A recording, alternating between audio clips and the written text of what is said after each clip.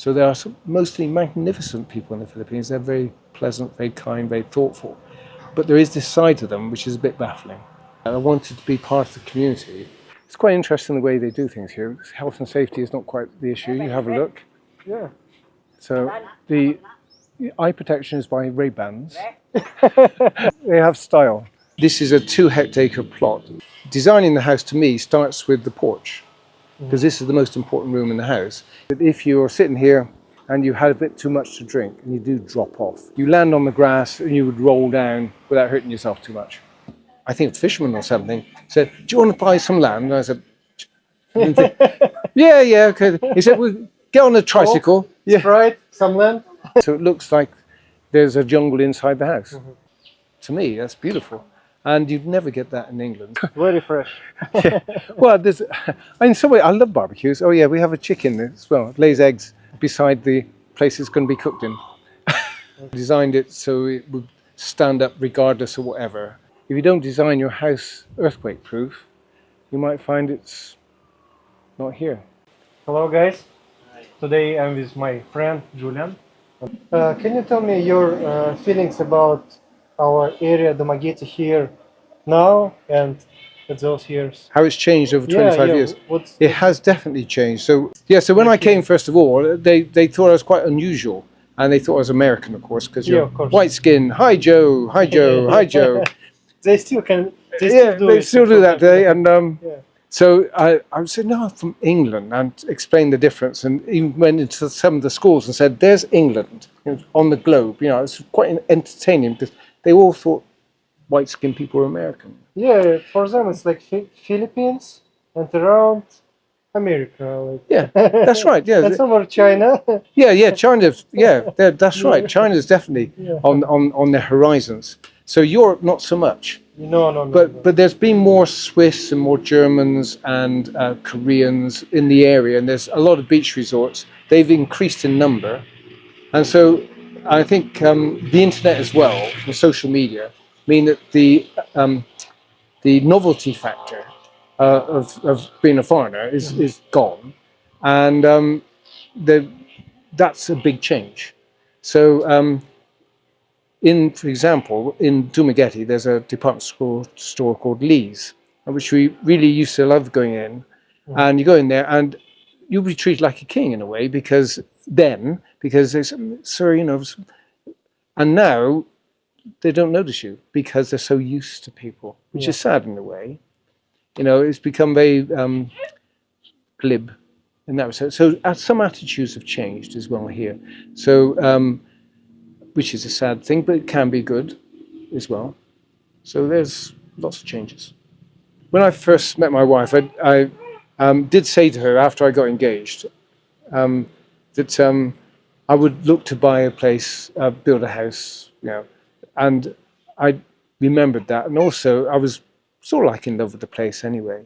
So, and Dumaguete and this side of Dumaguete, the south, I think is really nice compared to many other places. I think you found the same, didn't you? When you looked? Yeah, have good beach. Yep. Warm ocean whole year round, and it's not so crowded. It's more nature. And the people in Dumaguete are pretty good, pleasant people, and in the local towns, gentle people. You know? Yeah, they say city of smiles or something. So that attracted me to, and the chance of buying something here with coconut trees, which to me is exotic. You know, that is really, if coming from England, you never see a coconut tree. A coconut is special, and pictures of coconut trees where you might go on holiday or something. So I was thinking about sort of buying a place. I was looking at odd little lots where people had adverts up. We were down on a beach, and there was a Filipino guy who, I think a fisherman or something, said, "Do you want to buy some land?" And I said, yeah, okay. He said, "Well, get on a tricycle." Right, some land. That's right. Get on a tricycle, and he took me up here. I think it was back of his motorbike actually. He took me up here, and he showed me that plot down there. He got the plot wrong, so it was the plot by the river there, and he showed me that area. I was quite interested. Yeah, and then so it wasn't his land; it was somebody else's land, and. So then I found out it's the wrong piece of land, because it's the wrong piece of land. So I then got to see this bit, and it turned out to be owned by somebody else who I negotiated a roundabout long-winded sale, because getting a clean title of a land for a foreigner is fairly difficult, really. So I, he was a solicitor who actually owned the land, or an attorney, so that helped. I agreed to pay half if he could demonstrate I could get the clean title. On So- your wife, of course. Yes, it would be owned by my wife, of course, because foreigners can't own land. And then when the title went through, then I paid the rest. So paid in stages. Can you share price of? Oh yeah, well, remember this was quite a while ago when I bought it. So this is a 2-hectare plot, like the ones either side, which is 60 meters across the national highway from side to side, and about 350 meters back. It's more closer to 100 paces per square meter at the time. Now people are trying to sell land here at 2,000 pesos a square meter. So from that point of view, it's been a good investment if you wanted to sell it and if somebody was going to buy it. At night, it's quite spectacular because we have cat's eyes in England, where when you drive along, the light reflects and you see the little dots in the road. But these are solar powered, so even when there's no traffic in the middle of the night, it's like lit up like Milky Way. So you see 5 lines of dots along there, and it's quite spectacular. These little solar powered cat's eyes, effectively. That's amazing, I find. So it's quite pretty. How about your life here compared to England? What's the difference? I mean, in people, in mentality. Enormous difference. Like probably where you come from. I'm here. You have to go with the flow and sort of like understand. And there's a different culture.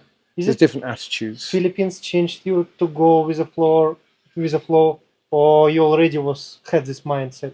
You have to be a bit of both.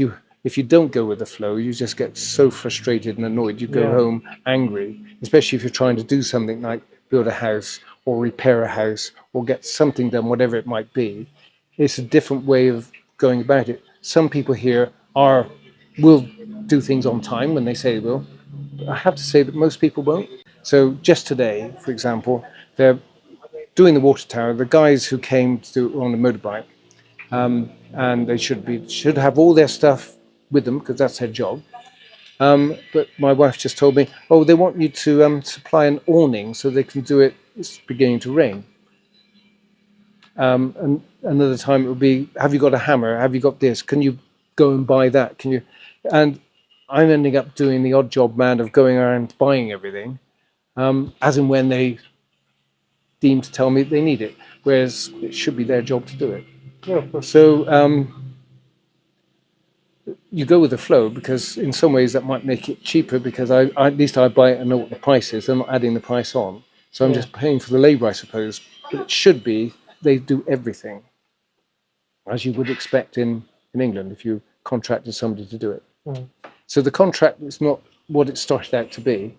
And it had to be slightly negotiated because I'm doing half the work. That's a good point. Yeah. So, how did you build this house? Did you use some designer, architect, or you just create your own ideas and hired someone? Okay, when I originally walked around the area after I bought it, I did have in mind this particular spot to build the house because this particular spot on the land had a bit of a dip in it. Okay, whereas the rest of the land is pretty flat. So for me, I want a little bit of a view, and that's something I like in houses, even in England or wherever. It's nice to have a view. I didn't want to be right beside the highway like so many people do. They build their land, they build their house, sorry, smack beside the national highway, facing the national highway. So many Filipinos do. Yes. Not so many foreigners. No, that's true. Yeah, that's true. Some foreigners do, but usually the foreigners try to put a bit of space.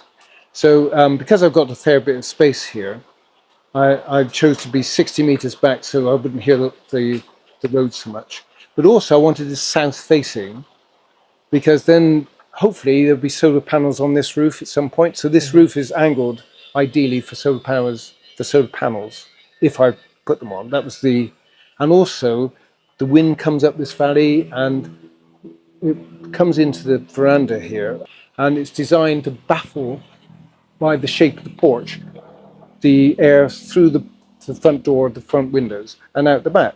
So you get a nice breeze through a natural breeze through the house without using air conditioners. I'd put air conditioning ducts in, but I've never needed it.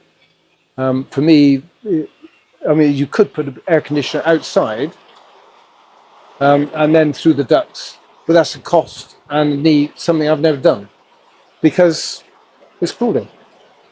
And there's fans in the room and stuff like that. Designing the house to me starts with the porch, because this is the most important room in the house. Because this is the place where everyone congregates, where visitors come and sit, where people play cards, where you drink in the evening, talk. Yeah. You wouldn't want to do it stuck in the house, or obviously outside. So I designed it with the porch first, then added the house, and then with the idea of the balustrade in the front with a view. So where we're sitting here is where the house design starts. I don't really want to build lots of things. Between here and the road, fruit trees will be lovely. And the next door plot, whoever owns this, decided to put a wall around there. So behind us, the next door owner has put a 8-foot concrete wall right round, not just to separate me, by the way, it's just right round his entire lot. Yeah. So whoever did it had a lot of money to do that. The solution to it is I'll just grow bougainvillea up against the wall all the way down there and have a nice line of colour. Yeah, it's a good idea. And also we're high enough to look over it. Whereas if I'd been flatter and I would be facing a brick, grey wall that my neighbour just put up in front of me for no reason. Yeah, but for them it's like cultural thing. It's like normal. They use put walls and put glass on a spike on the top. Yeah. It's not designed to look beautiful. It's just designed to keep people out, they think, or show this is their bit of land. So but there is. Actually doesn't have any meaning because you can put some like I don't know, thick blanket. Oh, if you want to break in, absolutely. Well, a number of foreigners end up doing the same, because what they do is they build their nice fancy house and then build a wall around it with glass on the top or whatever. And now they've got themselves a prison. So they've walled themselves in and they're not part of the community. And they can be, but they're not open. And other people, Filipinos perhaps, going by would think, well, they're rich, whatever, Americans, and they treat them differently.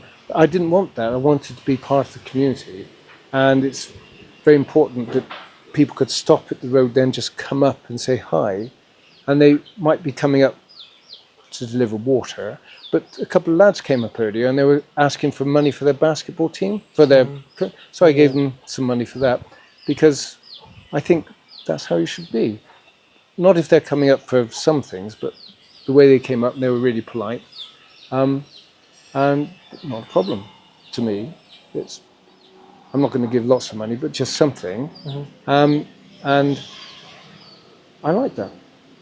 Yeah, it's good. I want to ask you about your house. Did you use something from England, like some ideas or design decisions or? No, but I wasn't trying to build like in England, because otherwise it's be in England. Why bring England out to here? I wanted something that was Filipino, if there was such a thing as a Filipino design or an Asian design. So I tried to shape the roof so it looks like it's slightly Japanese or Asian, like that.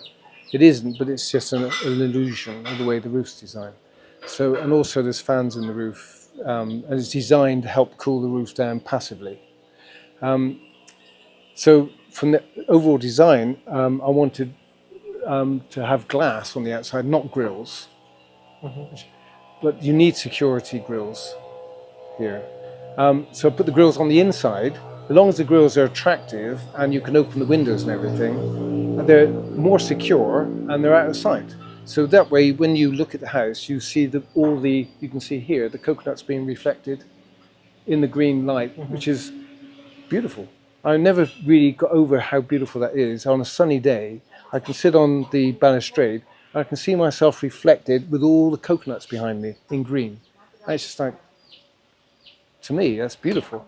And you'd never get that in England. So you want to have, in fact, once or twice, birds try and fly through it. They think it's the jungle. Oh, And you get, once or twice, you have a bird go crash into that and then fly off again.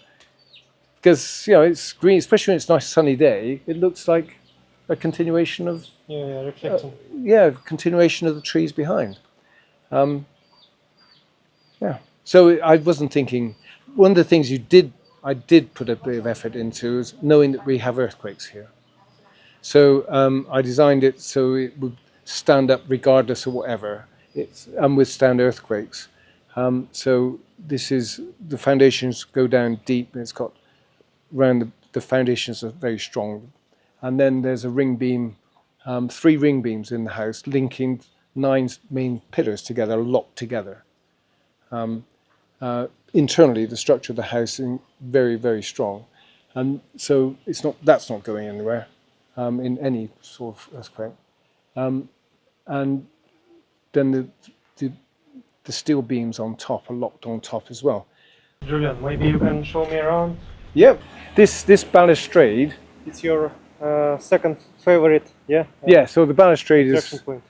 Yeah. This is the point where I would come out and sit and think about it at night, look up at the stars, and look back at the house.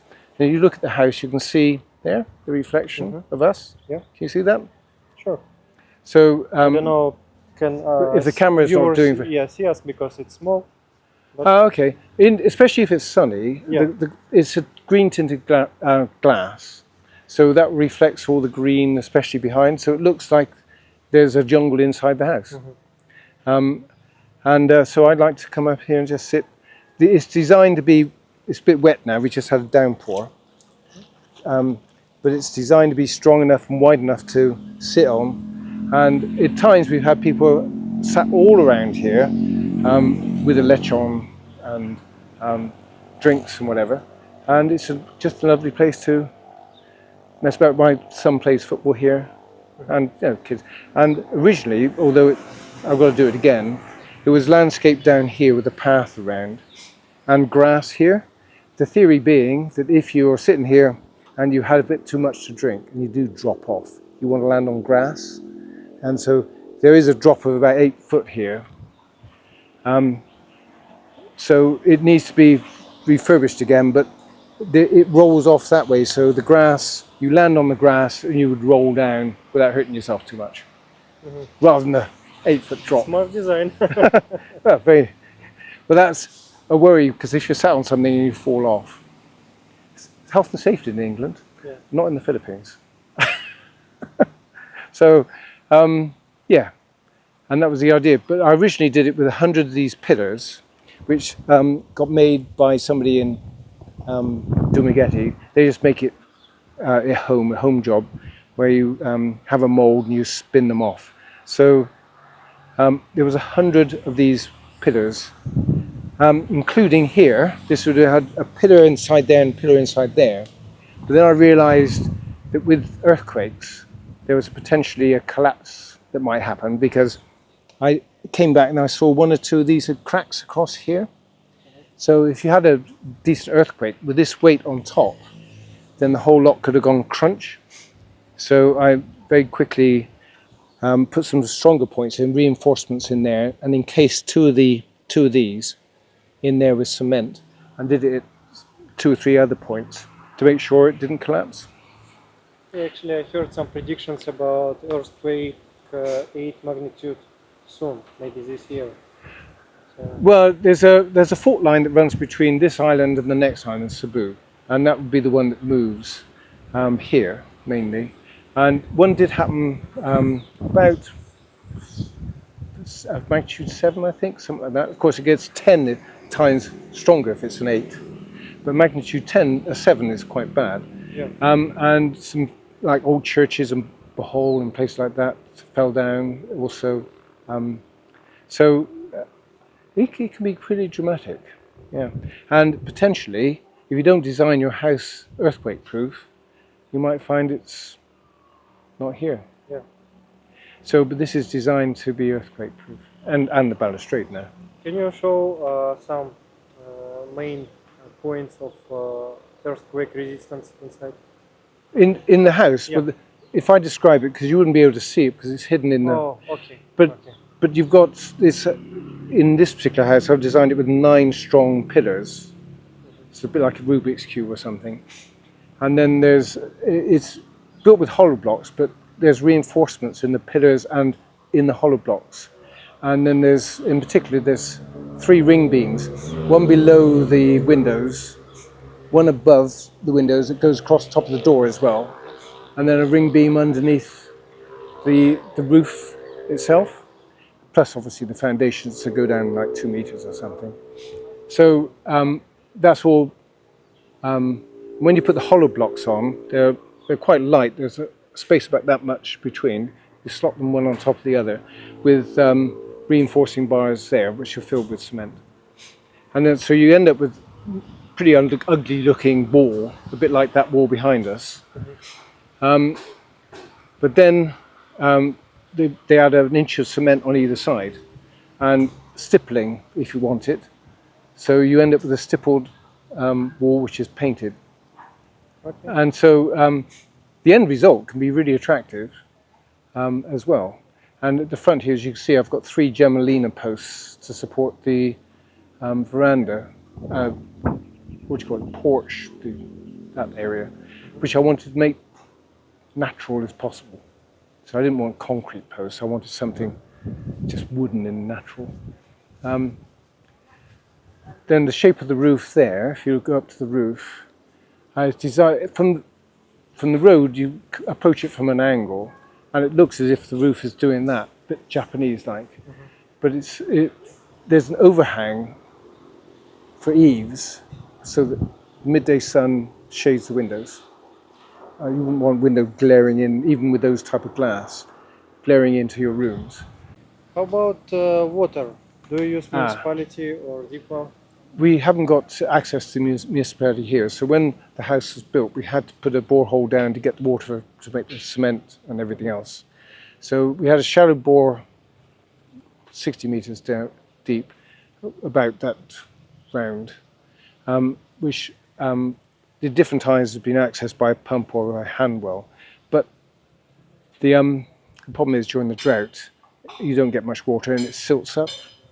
So in the end, I gave up and put a 120-foot borehole down the back, and you can see there's a blue tank out there, and people beginning to work on a tower.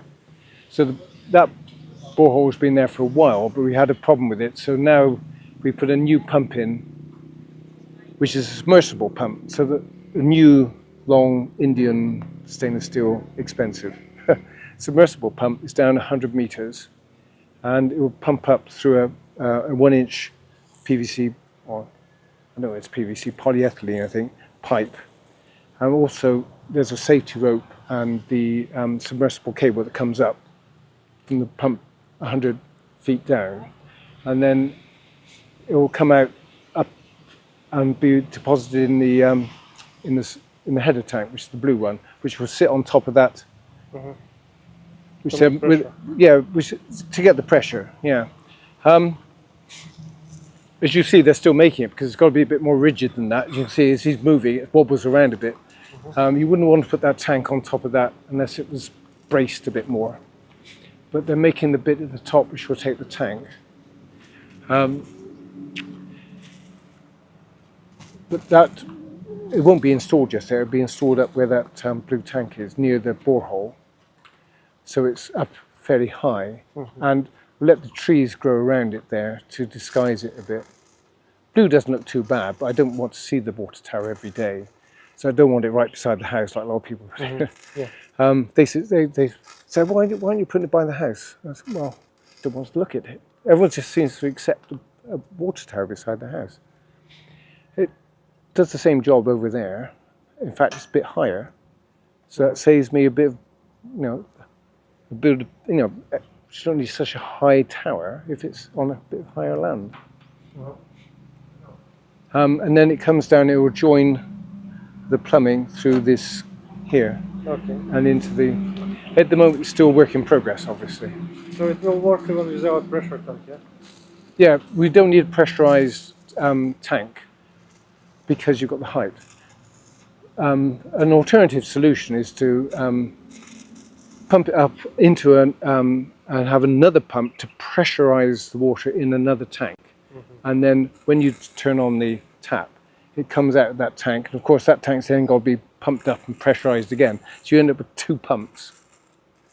And another tank, I think more expense and more complications, more things to go wrong. The other issue, to be absolutely honest, is with the submersible pump, all you see is the header there. There's nothing to steal.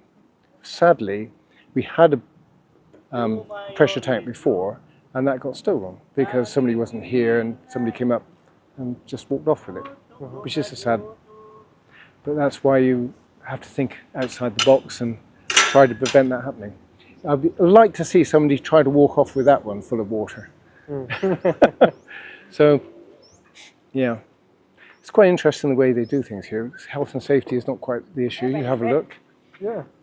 So the eye protection is by Ray-Bans.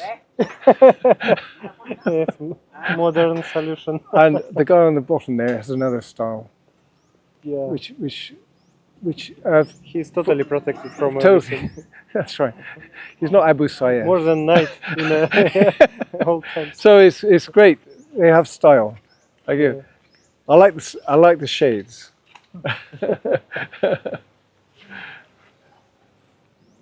Yeah. So the sand is here to mix for cement for the base of the for a few other things as well. Okay, let's go inside. Yeah. Do you want to go? Should we go around this side of the house? This is the back, which is a bit of a mess.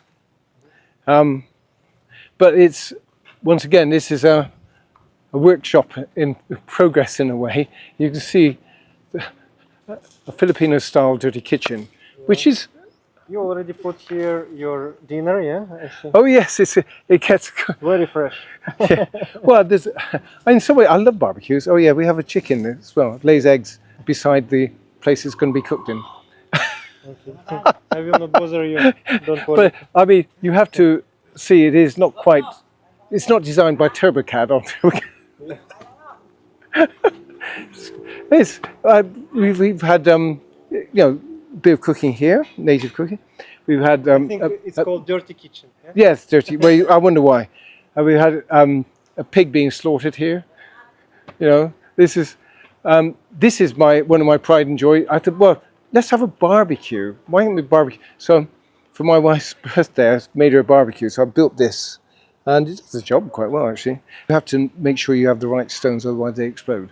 If you've got little pockets of air inside the stone, and the heat, they explode and they explode in your face. Oh. Quite nasty. And even the cement as well, if you're not careful. Because if you've got little pockets of air, and you get them hot, bang, anytime. And so you use this one for cleaning, yeah? yeah, there's a little hole to just drain, so otherwise fill up with water. But apparently the secret is some of these that would be not good. These would not be good for having underneath here and around. But some stones are. When you like this would be a. You have to look at them carefully. You have to look for the roundness of them and the density of them. That would be a suitable firestone because that won't have any. It hasn't got any air pockets. It's not pumice-like, so that won't explode. So, in fact, what I did was we had a barbecue and I threw the ones I thought were okay in the fire, really, really hot. And if they didn't explode and they were round, I knew they were okay to go around the base here. So all these, and then make sure I packed the cement really, really tight. So that, and then obviously when we heated it up, made sure that it got really, really hot. And to like season it, so to speak. So that now we can have barbecues in there and that's not going to explode. So we are near main entrance and let's look inside, yeah? Yeah, okay, sure. It is a bit of a work in progress because we're repairing things at the moment. But so it's a bit empty. This is the kitchen, but as you can see, we're repairing the workplaces there and the sashes on the windows, mosquito nets. This is like connected with sliding doors, so it can be one room. Yeah, I've got to fix the bulbs there. So it's a tea and things like that. The doors in here, but it cleared out. It helps because we're repairing the windows here. So these are like sliding windows, and mosquito nets will be in there. The security grille I've designed is on the inside, partly to protect it from the weather, but also so you don't look at the security grille from the outside, which looks ugly. And I've tried to make them look beautiful and designed so you've got access to the window and you can close it and things like that. And it's stronger. If somebody was going to break into a house and there are grills on the outside, to me, very simple, just to put a rope around that, put the axle of your, or hook of your vehicle and just pop it off the wall. So they can't do that with this. They'd have to pull the whole house down, I think. Mm-hmm. And then this little bit here is it's just the design of the house. So we get a door in here, but there's somebody playing Tongies in there, which is the national card game, I think. The bathroom goes in here. So this part is, so the bathroom, shower in there, and another room in here. So nobody in here? Yeah, okay. So at the moment, once again, we're doing, yeah, that one doesn't work at the moment. So we just got, I think you switched the fan off. But I mean, these are all similar, where I've taken out the mosquito nets to repair them. So the main indoor living are these two rooms, and I've designed it so they can be shuttered off like this, all joined together. So you have it as a bedroom or private room or whatever. But usually it's ajar like that because it gives you more space and this is how you live, in an open, if you have a slightly bigger room with taller ceilings, then it's cooler. Then this is the main room, which is the porch. And then out here, the entrance runs off there to the National Highway, as you can see. This is being tidied up. What we've got here is the coconuts that were originally here, and a few malunga trees and things like that were planted. The dead ones died in the drought will be removed. There's some, as you can see them dead up there. Mm-hmm. But then beyond that, there's a lot of mango trees, which are now ready for harvesting. Well, they will be when they've been sprayed and managed properly. And then the upper part of the plot will go down to sugarcane, because somebody wants to do that, and we'll go 50-50 share. They do all the work and use the land and share some of the outcome. So they're gonna cut grass? Oh, the grass here. Well, this is interesting because, of course, we had the drought, and then when it rains, this pops up like this. Some grass, but you get an awful lot of this stuff, which is a bit like a weed. It's not too bad, but it can grow quite tall. But sadly, as I mentioned to you before, is stuff that will just grow without the need of bees or something like that to pollinate it, because it's just pollinated by wind. Anything that would be pretty flowers like cosmos, for example, which would grow beautifully here with bees, because that would pollinate it, have died off. There is no beautiful flowers, unfortunately, in this tropical paradise, naturally growing, because unfortunately the Filipinos have managed to wipe out their bees. So I've been trying to bring the bees back. Yeah, you told me about your book. Maybe you can show it? Yep, the book is a spin-off of trying to do that. So I wrote a book. We got a copy here, haven't we? You can take a picture of that? Yeah. It's a bit of a... So that's a paperback. There's a hardback and an e-book as well. It's called Spirits of the Sun. My name is here, but it's a pen name, Sidney Philippe. It's not my real name. Sidney is my middle name, Philippe is my son's name, so Sidney Philippe. And it's people who will decide to read can find it. Yeah. yeah, they can find it on Amazon. Uh-huh. So it's got 5-star reviews. Oh, nice. So I mean, the more people that buy it, the more people review it, the happier I am. Not because of the money. I just want to get the message out. It's set about 3,000 years ago with. It may seem strange, 3,000 years ago. Not in the Philippines. This tribe starts off in Indonesia and will, in book 2 and book 3, end up in the Philippines. And within the story of this, there's a message about the environment, about bees, about conflict, about human nature. And there's a love story in there, there's a conflict between tribes where people get killed. There's some love and romance and, dare I say, a little bit of sex as well. So, so it's a novel for enjoyment, but within it, hopefully, there's a message that will filter through.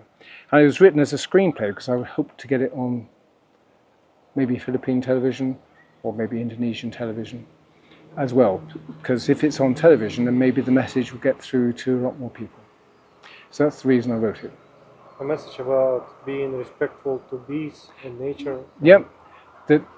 One of the problems, for example, in the Philippines, sadly, is the function of the bees are not well understood.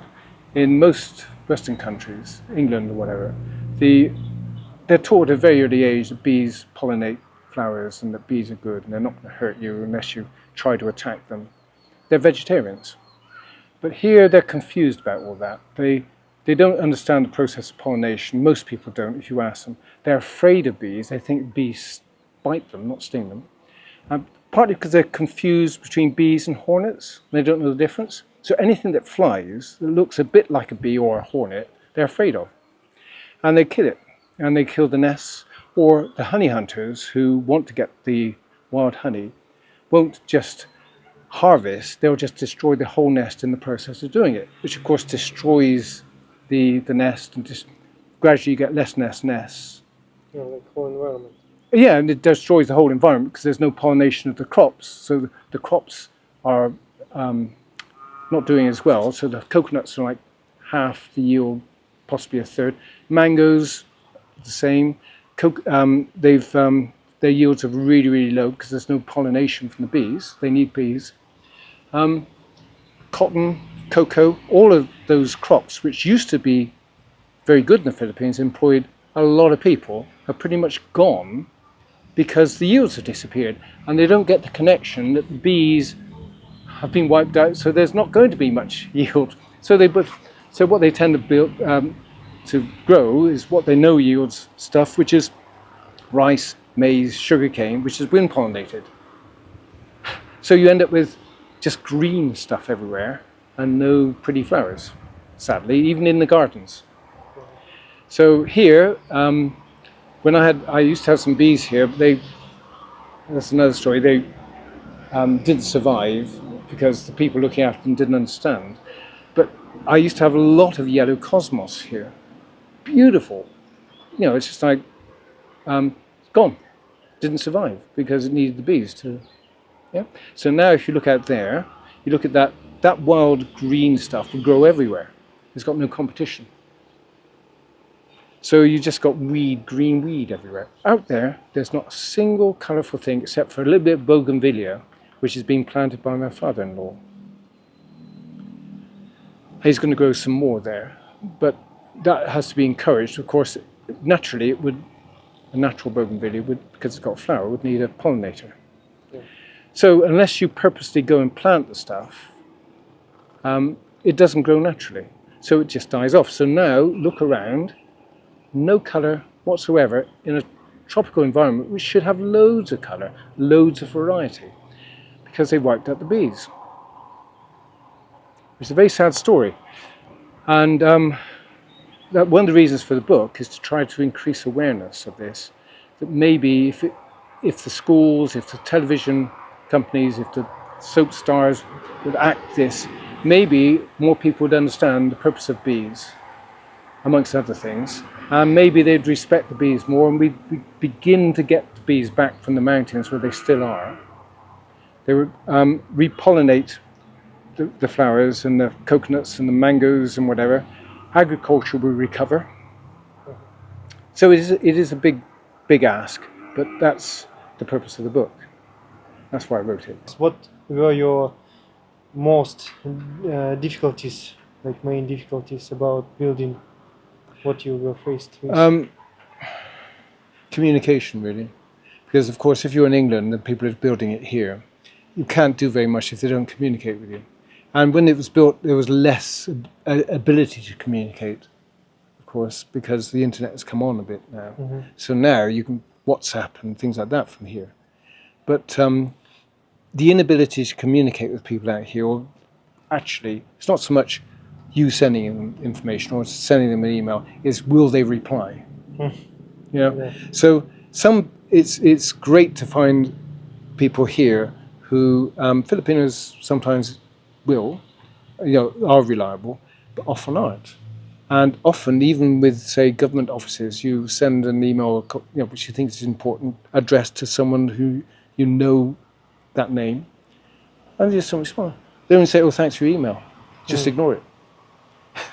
And that is the biggest difficulty, is the communication. If you're abroad, you have to understand the culture, and you have to be forgiving. And even if you meet that person later who's just been ignoring your emails, they won't say sorry. They won't think, well, you just have to say hi Yeah, and move on. they did it not on purpose. They just don't care. Yeah, exactly. Well, it's yeah. just it's a difficulty. Is it caring? I suppose it is. It's just easygoing. Oh well, I'm not bothering. Yes. Okay, I didn't reply. Okay, Yeah. at all. And I was telling you a simple story yesterday. We went to do. This is an example of this sort of don't care business. I was in Dumaguete and at a hardware shop, and I was just wanting to buy a few things, including some locks and a door handle and things like that. And there's a counter, and there's a woman serving. And in this shop, there are many assistants. Yeah. So there was only two of us at this counter, and this woman who was inspecting brackets or hinges or something, and never did buy any, I don't think. And I was waiting. I was obviously just wanting to buy that thing that was behind the saleswoman, and she blithely just totally ignored me. I don't know. It wasn't rudeness. I think it was just, this is what I'm doing here now. It's not, oh, somebody's looking. Sorry, sir. I'll come see you later. So there isn't that awareness of that communication. And after 10 minutes, I thought, I gave up, standing there, obviously waiting. So I sat down at another place looking for something else where the woman could see me if she wanted to. She was very much aware that I was waiting for her. And she'd finished with the customer, and did she come across and say, "Sir, did you want," or whatever she wants to call me, "would you like some help now?" No. And I looked in her direction. She was aware I was there, but I was now not in front of her counter. So you see? It's not her problem anymore. No, it's not her problem anymore. If I went back to the counter, I knew this. If I went back to the counter and then talked to her, she'd serve me and then I thought, well, I'm just going to go to another shop where I know I can get served, or I can find something, and they will treat me properly. So that company just loses business. But hey, that's a Filipino way for some. Yeah. And that's an example of an attitude that is difficult for some Westerners and yourself. Russia is not West. We have East and West together. Yeah, East and Western, I would like to say democracies, but unfortunately Russia... It's not democracy. No democracy, yeah. But you are an advanced country. Yeah. So we have a concept of perhaps sorting an issue out, which here, it's not in front of me, I won't do it. Or it's not my problem anymore, or I don't care really. Or difficult to understand, but you have to understand it's not them being rude, it's just a cultural thing. Yeah. But some are marvellous and some are very willing. So you can't tar everyone with the same brush and say everyone's the same. So there are some mostly magnificent people in the Philippines. They're very pleasant, very kind, very thoughtful. But there is this side to them which is a bit baffling. Yeah, it's always good and bad sides of absolutely. every place in the world. So thank you so much, Julian, for giving me a tour in your house and sharing your stories. I will put a link to your book in the Oh, description. yep, thanks. So people who are interested can read your book. You can read it online or order paper, yeah. Paper copy or hardback if you copy. like. Yeah. So thank you so much and see you in next videos. Okay. Bye-bye. Cheers. Bye.